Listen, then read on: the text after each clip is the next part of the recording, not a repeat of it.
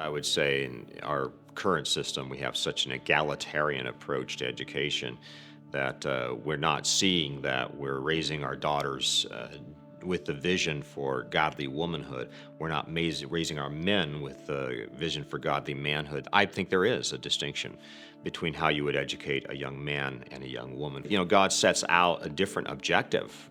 He wants us to set a goal, a vision in mind for raising our daughters to be helpmeets for their husbands. It's Genesis chapter 2.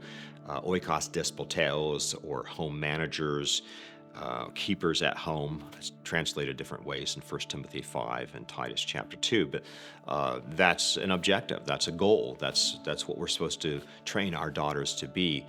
They're to be modest in dress and modest in heart, and they're not to be, be meek and quiet spirit and so forth. So you have all these sort of objectives, these character traits that are specific to gender. As well, our young men are to be trained to be providers for their own homes. 1 Timothy 5 and verse 8.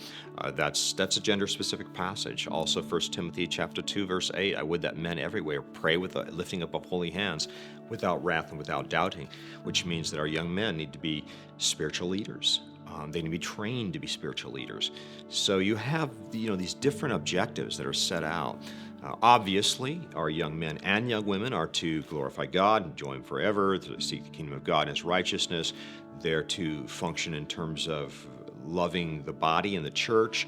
But there are different roles that are set out. Therefore, I think we as parents need to keep these objectives in mind. And certainly, through the teenage years, we're preparing our young women to be godly women and our young men to be godly men, as defined by the characters. They're the gender roles that God has laid out in His Word.